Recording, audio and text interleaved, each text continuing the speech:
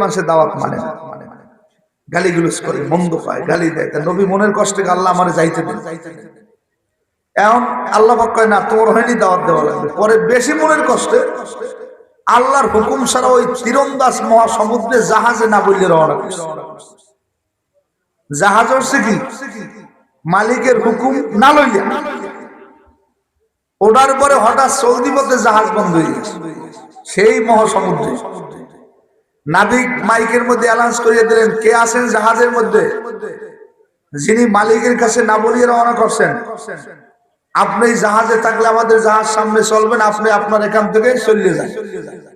যাই দেখুন বিশাল মহাসমুদ্র, 8,500 মাইল পানি। আর জিজ্ঞেস করে, কে আছেন মালিকের কাছে না বলে রওনা করছেন? কেউ কিছু কয় না। নবী তো আল্লাহ, মানুষের কষ্ট দেওয়া তো জায়েজ না। নবী মনে মনে চিন্তা করলেন, আমি যদি এখন শিকার না পাই তাহলে তো সব মানুষ কষ্ট করবে। নবী নাবিকের বলে, নাবিক ফায়সালা কি? ফায়সালা হইল যে মালিকের কাছে না বললে রওনা করছে, তিনি জাহাজ থেকে সরিয়ে দিলেন। কমনে যে আমরা জানি সরার জায়গা কি, অনেকে গান আছে, স্টান আছে, কথা মুখ খোলেন, কিছু আছে। নবী চিন্তা করলেন, এত মাকলুকের কষ্ট তো আমার ঠিক হইবে না, মালিকের কাছে না বললে রওনা করছি, এইটা মালিকের পছন্দ হয় না। আল্লাহু আকবার, এই সেই 8,500 মাইল পানির মধ্যে যাবে পরীক্ষা। সংক্ষিপ্ত কথা, মাছে তাকে হেফাজত করলেন আল্লাহর হুকুমে। বলেন, মাছে নবীর কি খাইছে? অনেক কয় মাছে খাইতে নাই, কে মাছের খাইতে কইছে? মাওলাই কি হুকুম দিছে? কাল গান হুকুম করছে, বৃষ্টি হইছে, কেউ ফিরে পারছে? আজকে একজনে কয় আমি কাম দিছি, কালকে কয় মুই আল্লাহ ডেকেছি, বৃষ্টি হয় না। আর সেটা ওসিল হইতে পারে, আপনি দোয়া করছেন হয় নাই, কিন্তু দেয় নাই কিনা? জোরে বলেন, সবকিছুর মালিক কে? এটা জোরে ডাক দেন, আল্লাহ। যখন নবী ইউনূস আলাইহিস সালাম মাছের পেটে, তখন তিনি নিজে বয়ান করে, আমার এই পাওটা এইভাবে ছিল, তখন আমি পাওটা লড়াই দিয়েছি যে আমি কি সুস্থ আছি নাকি মাছের পেটে অপহাস। যখন পাও লড়াইতে পারছি, তখন আমার খেয়াল হয়েছে যে আমি সুস্থ আছি। এখন এই মাছের পেটে কি কয়, লা ইলাহা ইল্লা আনতা সুবহানাকা ইন্নী কুনতু মিনাজ জালিমিন। একটু জোরে কোন সুবহান। কি দোয়া করে? লা ইলাহা, তুমি সারা, সুবহানাকা, তুমি পবিত্র, ইন্নী কুনতু মিনাজ জালিমিন, আমি হইছি জালেমের অন্তর্ভুক্ত। আল্লাহ পাক দোয়াটা কবুল করিয়া মাছের বলে, মাছ বন্ধুরে পৌঁছেই দাও। কই? সমুদ্রের পারে। পারে ফারাই দিলেন। মাছের পেটে একটু শরীরে গরম গরম, স্যাঁতস্যাঁত, ওদিকে রোদের তাপ, কষ্ট হয় না? আল্লাহ পাক বন্ধুকে হেফাজতের জন্য বড় বড় কদু পাতা দিলেন। পাতার মধ্যে সবচেয়ে বড় পাতা কি? কথা, বড় পাতার নাম হইল কদু। এই জন্য কদু খাওয়া সমস্ত উম্মতের জন্য নবী ইউনূস আলাইহিস সালামের সুন্নাত। কথা বলেন, কথা বলেন। কদু খাওয়া সমস্ত উম্মতের জন্য কি? নবী ইউনূস আলাইহিস সালামের সুন্নাত। আর এই কদু শাক যে নবীকে হেফাজতের জন্য ছায়া দিয়েছে, এই জন্য আল্লাহ পাক কদু শাকের মধ্যে একটা বরকত দিয়ে দিয়েছে। কি বরকত? দুনিয়ার যত দুগ্ধবতী মা, হিন্দু হোক, বৌদ্ধ হোক, খ্রিস্টান হোক, নাসারা হোক, ইহুদি হোক, যত দুগ্ধবতী মা দুধের জন্য কদু শাক খাইবে, ওষুধের মতো বরকতি কাম করবে। জোরে বলেন সুবহানাল্লাহ। ঘটনা বলা আমার মাকসুদ না, উদ্দেশ্য বুঝাইলাম। এত বড় পরীক্ষার পরেও কি নবী আল্লাহরে বলছে? জোরে কন। এই গেল এক নবীর পরীক্ষা। আইয়ুব আলাইহিস সালামের কেমন পরীক্ষা করলেন? অনেকের ইমান এখন টলমল, ডাল করে নষ্ট হয়েছে, এই জন্য বলতে আছে। খেয়াল করেন, 18 বছর, 18 বছর রোগ হলে আমাকে দেশের মানে কুফুরি হয়ে যায়। আল্লাহ আমি মানি না, আমারই আল্লাহ দেখতে লইছে। কি কথা কয় না? কয় বছর? হাড্ডি নাই, গোস্ত, চামড়া, এককালে কঙ্কাল, বউরে চলে গেছে, বাদশাহী, ছেলে মেয়ে, কথা কিছু না, জংলায় পালাই দিয়েছে। সেই জংলার মধ্যে যাইতে জিব্বায় পোকা লাগছে।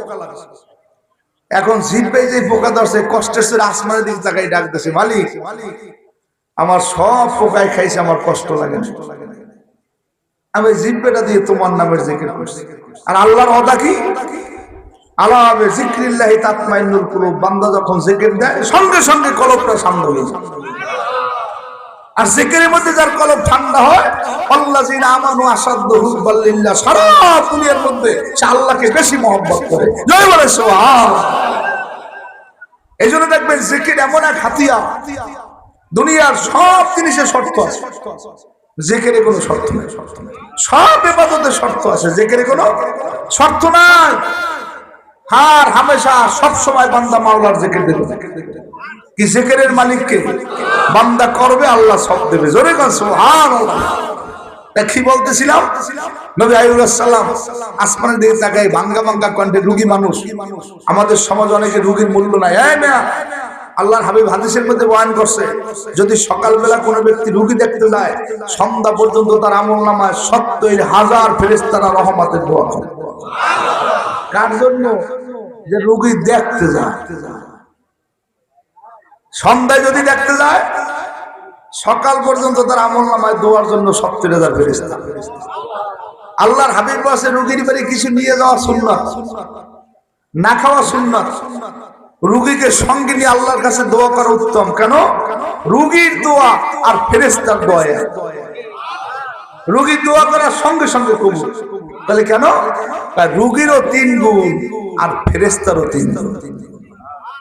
খেয়াল করেন, রোগীর কয় গুণ?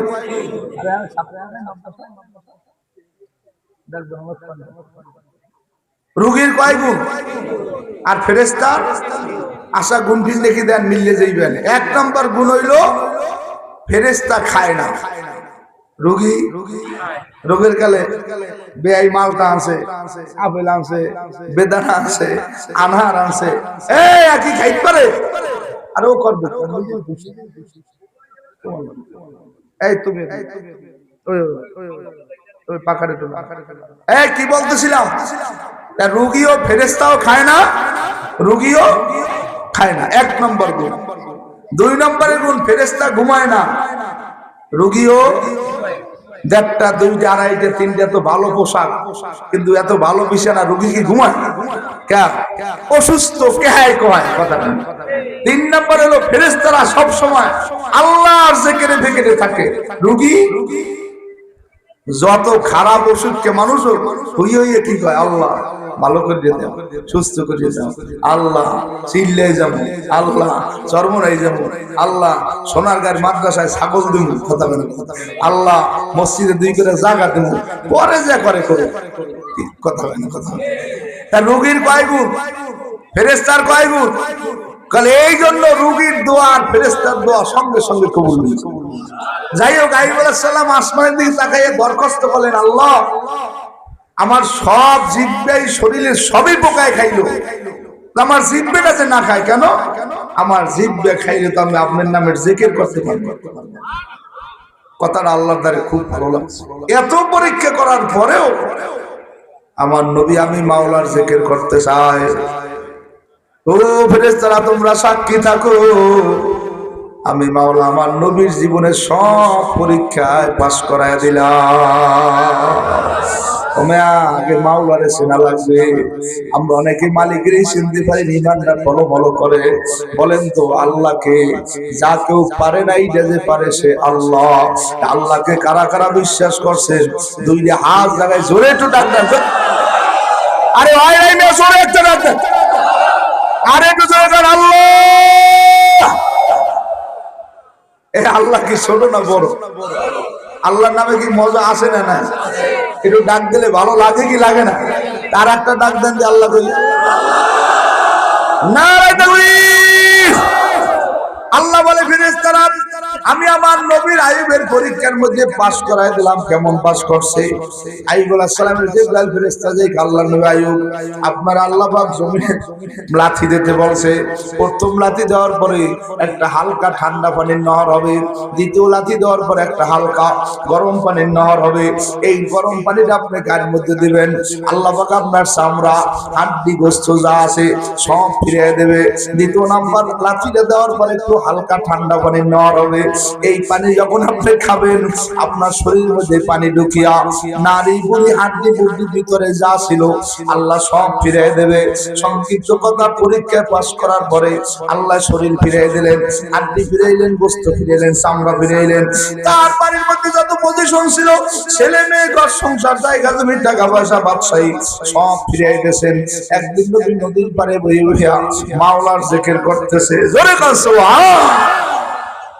আল্লাহ কয় জিবরাইল তুমি একটু যাই আমার নবীরে সালাম দাও আর আমার নবীরে প্রশ্ন করো, আমার নবী যখন অসুস্থ ছিল ওই সময়টা কি আমার নবীর কাছে ভালো ছিল না এখন আমার নবীর কাছে ভালো লাগে? প্রশ্নটা কি? অসুস্থতার সময় কি আমার নবীর ভালো লাগছে না এখন সুস্থ আছে, সব ফিরিয়ে পাইছে, এখন ভালো লাগে? জিবরাইল বলে আসসালামু আলাইকুম। আল্লাহর নবী, আল্লাহ পাক আপনার কাছে জানতে চাইছে আপনি যখন অসুস্থ ছিলেন ওই সময়টা কি আপনার কাছে ভালো লাগছে? এখন আপনি সব ফিরে পেয়েছেন, এখন আপনার কাছে ভালো লাগে? আল্লাহ নবী কয় আলহামদুলিল্লাহ। ভাই জিবরাইল, সুস্থতা আল্লাহ পাকের নেয়ামত, সুস্থতার জন্য আমি আল্লাহর কাছে দোয়া করতেছি, কিন্তু আমার মনের মধ্যে একটা কষ্ট। আমি যখন অসুস্থ ছিলাম প্রত্যেকদিন সকাল সন্ধ্যা 2টা টাইম আমার মাওলা আমার কাছে যে জিজ্ঞেস করতো, ও নবী আয়ুব তুমি এখন কেমন আছো? আযকুরুনি আযকুরুকুম ওয়াশকুরুনি ওয়ালা তাকফুরুন। যেই বান্দা মাওলার নামের জিকির দেয় আমার মাওলা ওই বান্দা বান্দিরে স্মরণ করে। এ সোনার গার ভাইয়েরা, ও রাজাপুরের বাবারা, ও মীরের হাটের ব্যবসায়ীরা, বাড়িওয়ালা গাড়িওয়ালা, কবরের যাত্রীরা, এত বড় বড় পরীক্ষার পরও আল্লাহ নবীর আল্লাহর কাছে পাস করছে। আজকে আপনি আমি ছোট পরীক্ষা যদি বিপদগ্রস্ত হয়ে যায় আল্লাহর বান্দা হিসেবে আমার দায়িত্ব থাকবে না। এজন্য আপনার আমার বড় কাজ হইল আল্লাহর পক্ষ থেকে যত পরীক্ষা আসবে ইন্নাল্লাহা মা'আস সাবিরিন, ধৈর্যশীলের মতো দাঁড়ায় থাকা আর সব সময় আমার মাওলার হুকুমের উপরে রাজি খুশি থাকা। কারা কারা রাজি আবার জোরে একটু আল্লাহ কইয়া ডাক দাও। নারে তাকবীর। আল্লাহর উপরে যেই বান্দা-বান্দী রাজি হয়, খুশি হয়, তার সব কিছুর জামিনদার কে? জোরে বলেন কে? এজন্য আল্লাহ বলতো মাবুদ আমি তোমার কাছে কিছু চাই না, আমি তোমারে চাই। ফিক্রে দুনিয়া দিল সে মুঝকে হটা দো, তেরি নূর সে सीना लेके भरा दो, আর तमन्ना दिल से रुखसत हो गई, अब तो आजा अब तो खिलौत आ गई, मैंने मुझे दिल दिया हो तूने मुझे कह दिया, तेरी मुझे सुई लेके हरा भरा कर दिया। আল্লাহ দুনিয়ার মধ্যে আমার কোনো সওয়াব নাই, একটা সওয়াব আমি তোমারে চাই। এ রাজাপুরের বাবারা, কারা কারা মাওলারে চাও একটু জোরে আল্লাহ করে ডাক দাও। নারে তাকবীর। হুজুর এত দাহাদাই করেন কামাগো পাগল পাইছে? এই মিয়া, যেই ছাত্র জোরে পড়ে না আর মুখস্থ হয় না, কথা দেখছেন হেফজ মাদ্রাসায় মুখস্থ করতে ঠেলা রাখি, খালি ঝোলে আর একসে বলা তো ঝোলকা না ঝরলে মুখস্থ হয়। এই যে আমরা জিকির আজকাল দেই না, কারণ কি এখন আমাদের জিকির আগের মতো না। আমার মামারে দেখছি সকালে বাড়তে হয়ে জিকির দিতে রাস্তায় গাছ বুঝায় ঝোলে চরমরের মরিচ বলবে ইল্লাল্লাহ ইল্লাল্লাহ। মামা তো দাহাড়াই করেন। এই মিয়া, হুজুরে কইছে ইল্লাল্লাহু গরি মারো, মন মাঝিরে খাড়া করো, তুফান শুরু হয়ে যাইতে কথা। আরে আন জিকির করে ইল্লাল্লাহ ইল্লাল্লাহ ইল্লাল্লাহ বুঝায় কেলাম তো রাগ হয়েছে। মালিকের সঙ্গে যে বান্দাবান্দির সম্পর্ক থাকে ওই বান্দাবান্দি দুনিয়ার সব সারে মাওলারে বলে না। এই জন্য এক পাগল কয় সবই যদি পাই তোমারে না পাই আমি তো কিছুই পাই নাই, কিছু যদি না পাই তোমারে যদি পাই আমি তো সবই পাইয়া যাই। আর কিছু জীবনে পাইবা না ভাই, তোমারে চাই আমি তোমারে চাই। আবার ধরে টুকান আল্লাহ আমি তোমারে চাই। এ ভাই আমার বাবারা, পর্দার মধ্যে মামুনেরা, আল্লাহকে যদি নিজে আপন বানাইতে চান, আল্লাহর মহব্বত আর ভালোবাসা সিনার মধ্যে ঢুকাইতে চান, আপনার কাছে আল্লাহর পক্ষ থেকে বড় দায়িত্ব হইল আউয়ালু মা ইউহাসাবু বিল আবদু ইয়াউমাল কিয়ামাতিস সালাহ। দৈনিক 5 ওয়াক্ত আল্লাহর হুকুম নামাজে দাঁড়ানো। তাহলে বান্দা আল্লাহর সামনে নামাজে দাঁড়ায়, as-সালাতু মিরাজুল মুমিনিন, বান্দার সঙ্গে আল্লাহর নামাজের মধ্যে কথা হয়। as-সালাতু মিফতাহুল জান্নাহ, আর এই নামাজ পড়তে পড়তে বান্দায় জান্নাতের চাবি লইয়া কবরে যায়। হাজারো আমরা মুসল্লি আছি, নামাজের গুরুত্ব নাই। আমি আপনাদের পায়ে হাত ধরে বলিয়ে গেলাম, যার কাছে নামাজের গুরুত্ব নাই, আপনার সঙ্গে আল্লাহর সম্পর্ক নাই। নামাজের গুরুত্ব বলতে কি বলে? নামাজের অর্থ হয়ে গেলে মানুষটা পাগল করা হয়েছে। আল্লাহর হাবিব যখন মসজিদে আযান হইতেন, নবী কাঁপতেন, চেহারা আউড়ে জুড়ে যাইত। আয়েশা সিদ্দিকা বলে, হুজুর আপনি এরকম করেন কেন? তুমি কে? আমি আয়েশা। তুমি কোন আয়েশা? আমি আবু বকর সিদ্দিকের মেয়ে আয়েশা। আবু বকর সিদ্দিক কে? আয়েশা সিদ্দিকা বলতে, আমি মনে করছি এখন আল্লাহর হাবিবের খেয়াল নাই, তিনি আল্লাহর সামনে, আল্লাহু আকবার, আল্লাহর সামনে দাঁড়াইবে। নবী মসজিদের মধ্যে যাইতেন, নামাজে দাঁড়াইতেন, শরীরটা সুস্থ হয়ে যাইতো। ও রাজাপুরের যুবক, সবই তো ঠিক মতো করো, নামাজটা পড়তে পারো না, তোমার সঙ্গে আল্লাহর সম্পর্ক নাই। আল্লাহ নবী একদিন ঘরের কোনায় বই হাউ হাউ করিয়া কান্দে। আয়েশা সিদ্দিকা বলে, ইয়া রাসূলুল্লাহ, ইয়া হাবিবাল্লাহ, আপনি কেন কান্দেন? আয়েশা, আমার এখন কিয়ামতের ময়দানের কথা মনে পড়ছে। আল্লাহর হাবিবের আয়েশা সিদ্দিকা বলে, এই একটা সুযোগ যাইতেছে। আয়েশা সিদ্দিকা বলে, ইয়া রাসূলুল্লাহ, ইয়া হাবিবাল্লাহ, কিয়ামতের ময়দানে নাকি শুনলাম আপনি উলঙ্গ হবেন, আমি উলঙ্গ হব, ঘটনা কি সত্য? আল্লাহর হাবিব বলে, আয়েশা, দুনিয়ার মধ্যে এমন কোন মানুষ নাই যাকে আল্লাহ পোশাক দেবে, সব উলঙ্গ অবস্থা উঠবে। আয়েশা সিদ্দিকা বলে, আর বয়ান লাগে না, মেয়া শোনেন, এই বয়ানটার পর আর বয়ান লাগে না। আল্লাহর হাবিব বলে, আয়েশা, দুনিয়ার সব মানুষ ল্যাংটা অবস্থা উঠবে। আয়েশা বলে, হুজুর আমিও, তুমিও, ফাতেমাও, খাদিজাও। হুজুর আমাদের কি লজ্জা শরম লাগবে না? দুনিয়া তো পর্দা পুশিদা করলাম। আল্লাহর হাবিব কান্দার, আয়েশা, ওই যে আসমানের দিকে মানুষ তাকাইবে আর বলবে, ইয়া নাফসি, বুখারীর হাদিস, ওয়ায়াকুলু মুসা কালিমুল্লাহ নাফসি নাফসি, ওয়ায়াকুলু ঈসা রুহুল্লাহ নাফসি নাফসি, ওয়ায়াকুলু আদম সাল্লাল্লাহু নাফসি নাফসি, ওয়ায়াকুলু ইব্রাহিম খলিলুল্লাহ নাফসি নাফসি, ওয়ায়াকুলু মুহাম্মাদুর রাসূলুল্লাহ রাব্বি হাবলি ইয়া উম্মতি। আয়েশা, শোনো, ভালো করিয়া শোনো, সব মানুষ আসমানের দিকে তাকাইবে, নাফসি নাফসি করিয়া কাঁদবে, কারো সঙ্গে কারো কোনো নিচে তাকাবার সুযোগ হবে না।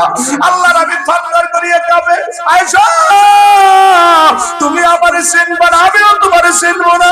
তখন হঠাৎ করে আল্লাহর হাবিব বলে, আয়েশা, এই কঠিন পরিবেশ যখন হবে, সবাই পাগল করা থাকবে।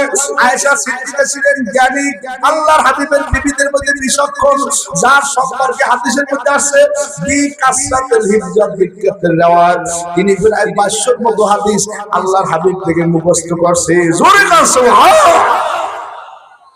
আয়েশা সিদ্দিকা কয়, হুজুর ওই কঠিন সময় আমাদের তো আপনারে দেখতে মনে চাইবে, আমরা আপনারে কোন জায়গায় পাবো? আল্লাহর হাবিব কান্দার, আয়েশা, আমাকে 3টা জায়গায় খোঁজ করবা, মুখস্থ করেন, হাদিস শুনাইতেছি।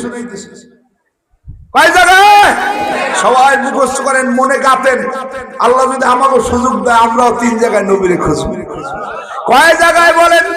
আল্লাহর হাবিব বলে, আয়েশা, আমারে সর্বপ্রথম খোঁজ করবা মিজানের পাল্লার গোড়ায়, যেখানে বান্দার গুনাহ না পাল্লা মাপ দেওয়া হবে। যার গুনাহ বেশি, নেক কম, সে তো যাবে জাহান্নামে, আর যার নেক কম গুনাহ বেশি সে যাবে জাহান্নামে, যার গুনাহ কম নেক বেশি সে যাবে জান্নাতে। আমি পালার পাশে দাঁড়াই দাঁড়াই দেখবো আমার দলের লোক, আমার মহব্বতের লোক, যাদের গুনাহ কম নেক বেশি, আলহামদুলিল্লাহ বলিয়ে মাথায় হাত দিয়ে বলবো, পারা যাও। আর যারা বিপদগ্রস্ত হইয়া যাবে, গুনাহ থাকবে কম, নেক থাকবে কম, গুনাহ বেশি, আমি তাকায় দেখবো লোকটা আমার দলে। আমি নবী তার নেকের পাল্লার মধ্যে হাত চাপ দিয়ে বলবো, হে ফেরেশতারা, এটা আমার উম্মত, ও তুমি আমার সংগঠনে, আমার দলে, আমার কাজে ছিল, অনেকটা আমি নবীর খাতিরে বাড়ায় দাও। একটু জোরে আল্লাহ কইয়া ডাক দাও, নারায়ে তাকবীর। আমার এই মিজানের পাল্লার গোড়ায় খোঁজ করবা। কয় নাম্বার? মুখস্থ করেন কয় নাম্বার? 2 নম্বরে এসে আমারে খোঁজ করবা তুলসিরাতের গোড়ায়। 30,000 বছরের রাস্তা, চুলের চাইতে সেকন্ড হিটের চাইতে দাও। ও বড় মিয়া, যারা সালিশিতে টাকা খাও, চাল চুরি করলে খাও, ডাল চুরি করলে খাও, গম চুরি করলে খাও, বস্ক পাতা খাও, বিধবা পাতা খাও, পায়খানারটা খাও, মসজিদেরটা খাও, মাদ্রাসারটা খাও, খবিস সুন্দরা 30,000 বছরের রাস্তা, চুলের চাইতে সেকন্ড হীরার চাইতে দাও। ওইটা কি পারানো সম্ভব? কেউ তো পারবে না। আল্লাহ দলে নবীর দলে থাকবে, ও কিছু অনুমান করবে না, দপ দপ করিয়ে পাড়ায় যাইবে। ও মেয়া যেই ছাত্রে ভালো লেখাপড়া করলে পরীক্ষার হলে যায়, 3 ঘন্টা সময় আর হয় না। কথা কি আরে সময় কমে গেছে, আমার সব লেখা হয় না। আর একজনে 1 ঘন্টা লিখতেই খালি কলম কমলায়, কিরে সময় দি যায় না, মোর দিন লেখা হয়ে গেছে, ঠানা বসে তোর খবর বসে বসে লেখছে কয় ঘন্টা? 3 ঘন্টার পরও বেদিক আরো লেখবে, সুবহানাল্লাহ। আর একবার 1 ঘন্টা লিখে কবর কাল নাই, বলে গদিতে সুর নাই, শেষ হয়ে গেছে। বলে কিয়ামতের ময়দানে যারা আল্লাহর দলে থাকবে, আমল আখলাক করে কবরে যাইবে, ফুলসিরাতের টেনশন নাই, মিজানের টেনশন নাই, জান্নাতের টেনশন নাই। পাগলায় দৌড়ার কা জান্নাত তো দুজক সে আর কে করো, আর ভাই মাই তুই শুনছে দেখা করো, আর তুমি চলতে রেখে তো ইয়ারো হয় জুনা মাঙ্গে উসে তু বেজার হয়। আমার কোনো টেনশন নাই, জান্নাত জাহান্নাম ব্যস্ত তো কিছু চাই না, আমি আমার আল্লাহরে চাই। কারা কারা মাওলারে চাই? আবার জোরে না আল্লাহু আকবার, নারায়ে তাকবীর। আল্লাহর হাবিব বলেছে 2 নম্বরে আমারে পুলসিরাতের গোড়ায় খোঁজ করবা, জোরে বল সুবহানাল্লাহ। 3 নম্বরে আয়েশা আমার আর একটা জায়গায় খোঁজ করবা, সুবহানাল্লাহ। ওই জায়গাটা হইল কিয়ামতের ময়দানে আল্লাহর আরশের নিচে, কোথাও ছায়া নাই। ওই সময় এসে আমাকে আল্লাহর আরশের নিচে ছায়া থাকবে। আমি নবী যারে ধরিয়ে ধরে ঘুরবো, যাও যাও যাও। দেখবেন ঈদের সময়, কোরবানির সময় মেম্বারের দ্বারে কিছু কাটায়, এ সিল দিয়ে দিলি 10 সার চাউল হয়। কি সিল দিলি? একবার এক মেম্বার আমার ভাই গেলি বা মনে যারা দেহরা কয় কাট কই, কাট তো আনি না মেম্বার আমার ভাই কয় ভাই মিলে কামড় না শিখির কাট আনি। কথা বোঝেন না নাকি? নিয়ম মতো দেওয়া লাগবে। আল্লাহর নবী বলে কিয়ামতের ময়দানে আরশের নিচ ছাড়া কোনো ছায়া নাই। আমার উম্মতরা পাগল করা দৌড়দৌড়ি করবে। আমি নবীর দলে যারা ছিল মানা আলাইহি ওয়া সাহাবী, ওদের দরিয়া দরিয়া টানিয়ে টানিয়ে আইনা আমি আল্লাহর আরশের নিচে ছায়া দিয়ে দেব। ও সোনারগাঁর বাবারা, রাজাপুরের ভাইরা, এজন্য আমরা ভাও করছি, এই অবস্থাটা যদি আপনি চালু করতে চান, এই জায়গায় যদি নবীর সাক্ষাৎ পাইতে চান, এই বিপদে যদি মাল পাইতে চান, তাহলে নবীর দলে থাকা লাগবে না লাগবে না? কারা কারা থাকতে চান? আল্লাহ নবীর দলে থাকতে হইলে আল্লাহর কোরআন আর নবীর হাদিস এই যে মাইনে খবরে যাওয়া লাগবে। নবীর দলে যারা ছিল তারা দুনিয়ায় সম্মানী, আখিরাতেও সম্মানী। একটা ছোট কথা কইয়া যাই ভাইরা আমার বাবারা, আল্লাহর নবী যখন মক্কা মদিনা গেলেন এই কঠিন সময়ের মধ্যে, সেই মক্কা মদিনা এখন যারা হাজিরা যান 10 জায়গায় দোয়া কবুল হয়। বলেন কয় জায়গায়? 10 জায়গায় দোয়া কবুল হয়। এই 10 জায়গার মধ্যে একটা জায়গার নাম হলো উস্তুনে হান্নানা। কি নাম? বলে এটা কি? ওটা একটা খাজুর গাছ। সুবহানাল্লাহ। বলে খাজুর গাছটা কি? আল্লাহর হাবিব মসজিদের মেহরাব ছিল না, খাজুর গাছের লগে ডেলাম দিয়ে দিয়ে খুতবা দিতেন। প্রথম নতুন মসজিদ হইছে, এখন মসজিদ বড় হইতে হইতে হইতে হইতে এমন সুন্দর মসজিদ হইছে, সাহাবায়ে কেরাম পরামর্শ করলেন এই মসজিদ আর কাজ হবে না, এখন একটা সুন্দর মসজিদ বানান লাগবে। বলে কেমন মসজিদ? বলে এই মসজিদের মধ্যে একটা মেহরাব দেওয়া লাগবে। হাদিসের মধ্যে আছে সাহাবায়ে কেরাম আল্লাহর হাবিবের কাছে পরামর্শ নিলেন, হুজুর একটা মেহরাব দিয়ে মসজিদ বানান লাগে। আল্লাহ নবী বলে আমি কিছু কয় না। নবী চুপ রইছে। নবী জানে এখানে নতুন মেহরাব বানাইলে একটা ঝামেলা হইবে। জোরে বল সুবহানাল্লাহ। নবী চুপ। আল্লাহর হাবিবের কথা, কাজ, মৌন সম্মতি সব হাদিস। কোন হাদিস কি রে কয়? আল্লাহ নবীর কথা, কথা আল্লাহ নবীর হাদিস, কাজ, মৌন সম্মতি। বলে হ্যাঁ কি নবী যেটা কইছে এটা হাদিস, যেটা করছে এটাও কথা কয়। আর নবী যেটা চুপ রইছে সেটাও হাদিস। ওই যে মাইয়ে বলার বিয়ে শরীয়তের মশলা কি? মাইয়ের দরজে তোমাদের বলার লাগে তোমার বিয়ে দিতে চাই, মাইয়ে তো কি করবে? চুপ থাকবে। আরে আগে দেখছি নানি দাদির একটা রুমাল গিরে আনতে, বলে মাইয়ে এইটা গিরেই দিয়েছে। আরে এখন মাইয়ে কয় মুই তো বলের আগেই ঠিক করছে আর লাগে যাবো, তোমার বাবার সিঙ্গেল লাগবে দিতে। একটু নতুন করবো। আমাকে পটুয়াখালীর বরগুনা জেলার মধ্যে আমতলী থানা, আর পটুয়াখালীর মধ্যে এসে গলাচিপা থানা। গলাচিপা থানা হয়েছে মাইয়ের বাড়ি, আমতলী হয়েছে পোলার বাড়ি। বিয়ে হয়েছে 3 মাস 4 দিন। কথা কয়বি এখন মাইয়াকে আমার শরীরে বেশি ভালো লাগে না। গলাচিপা হাসপাতাল নিয়ে ভর্তি করছে। হে মাইয়ের বাচ্চা হয়েছে 10 মাস 10 বোঝেন না মনে। বাচ্চা মায়ের পেটে কয়দিন থাকা লাগে? কত বাদ দেন, 8 মাস 9 মাস তো থাকা লাগে। বিয়ে হয়েছে কয়দিন? এই মেয়ের পেটে আমার বাচ্চা। এই হলো বাংলাদেশ।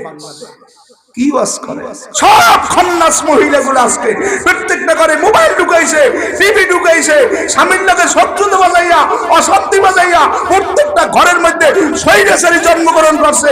দিন নাই, ইসলাম নাই, ও ঘরটা মনে হয় না যেন না মুসলমানের ঘর। কথা ঠিক না বলে আগে ঘর কন্ট্রোল করে। আমি কালকে খুলনা মাহফিলে বলছি কোনো মাইয়াকে বেশি লেখাপড়ার দরকার নেই। হ্যাঁ মাইয়া মানুষ বেশি লেখাপড়া করে করবে। মেয়ে মানুষ যদি পরিবেশ না থাকে ওরে লেখাপড়া করতে পাঠাইবে, ও আর একবারের ছেলের সাথে অন্যায় পাবে, এমন কার্যক্রমে জড়াইবে শেষ পর্যন্ত আপনার গলায় সালিশি করে দিয়ে জোতার মালা দেবে। কি ওয়াজ বোঝেন নেই? আজকে সমাজ কই কি বয়ান করতেছেন? কি ওয়াজ করে? কয়জন মানুষ নামাজ পড়ে? কয়জনে দিন মানে? সব জায়গার মধ্যে ভেজাল। ইসলাম দিন মানুষ মানতে চায় না।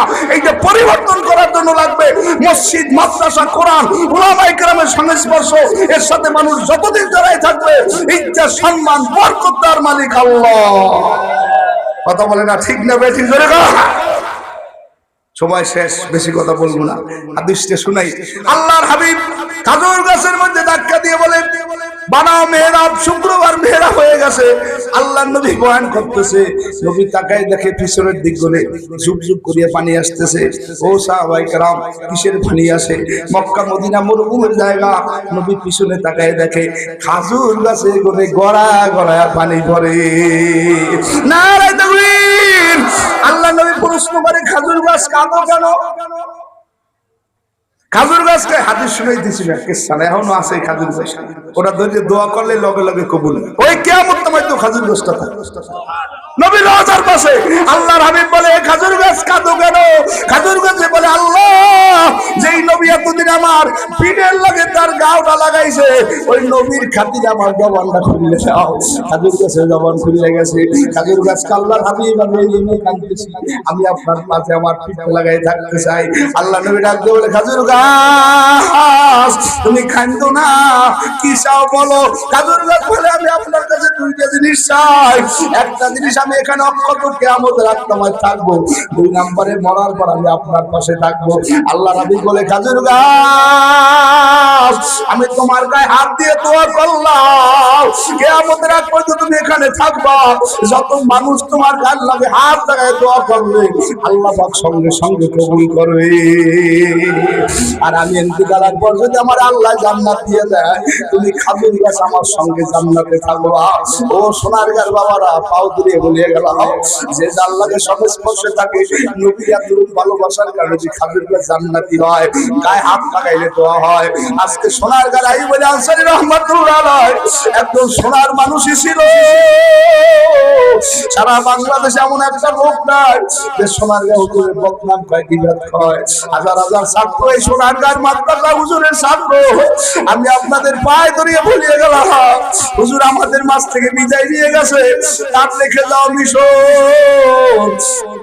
এইটার সাথে সম্পর্ক রাখার আমাদের দরকার আছে না? না কারা কারা রাজি ঝরে আল্লাহ করে ডাক দেয়া না।